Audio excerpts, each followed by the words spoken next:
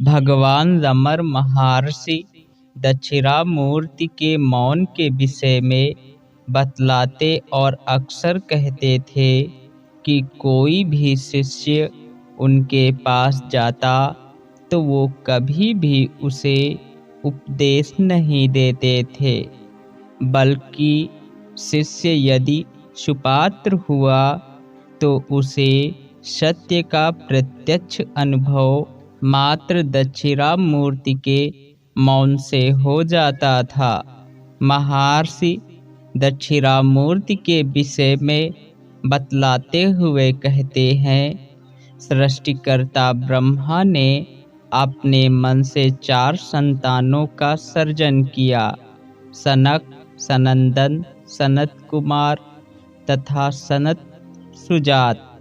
उन्होंने अपने जनक ब्रह्मा से पूछा कि उनकी सृष्टि किस उद्देश्य से की गई है।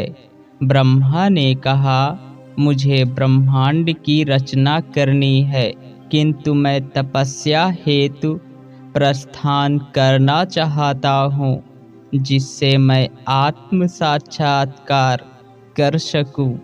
तुम्हारा जन्म इसलिए हुआ है कि तुम विश्व की रचना करो। यह तुम प्रजा को उत्पन्न करने के द्वारा कर सकते हो। उन 4 पुत्रों को यह विचार उत्तम नहीं प्रतीत हुआ और उन्होंने इस प्रपंच में पढ़ना बेहतर भी नहीं समझा। निज मूल का अनुसंधान ही स्वाभाविक है, अतः उनकी आकांक्षा निज मूल का अनुसंधान करके आनंदोपलब्धि की थी। अतः उन्होंने ब्रह्मा की आज्ञा का पालन न करके वहां से प्रस्थान किया। उन्हें आत्म साक्षात्कार हेतु मार्गदर्शन की आवश्यकता थी। आत्म साक्षात्कार के वे सर्वथा सुपात्र थे। निर्देश भी श्रेष्ठ गुरु से प्राप्त करना चाहिए। ऐसा गुरु योगीराज शिव के अतिरिक्त कौन हो सकता था।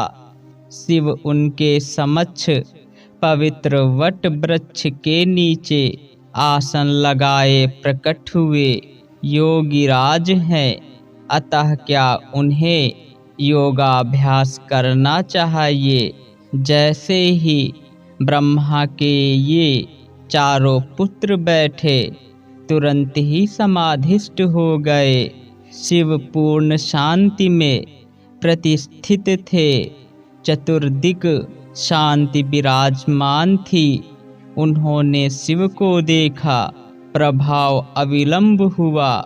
वे भी समाधिस्थ हो गए तथा उनके संशय समाप्त हो गए। मौन ही सच्चा उपदेश है, यही परम उपदेश है। यह सर्वांगुरी साधक के लिए ही उपयुक्त है। अन्य साधक इससे पूर्ण प्रेरणा प्राप्त करने में अक्षम है, अतः उन्हें सत्य के विवेचन हेतु शब्दों की आकांक्षा रहती है, परंतु सत्य अनिर्वचनीय है, इसकी विवेचना संभव नहीं। अधिक से अधिक इसका इंगित मात्र संभव है। यह किस प्रकार संपादन हो।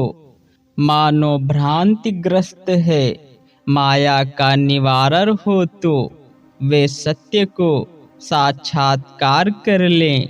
उन्हें माया के मिथ्यात्व के त्याग का उपदेश प्रदान किया जाना चाहिए, तभी वे इसके प्रलोभन से मुक्त होंगे।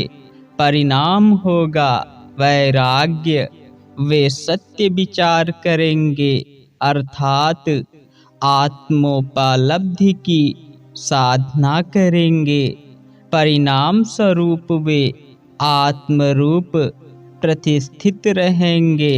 श्री शंकर शिव के अवतार थे, अतः पतिजनों के लिए करुणामय थे।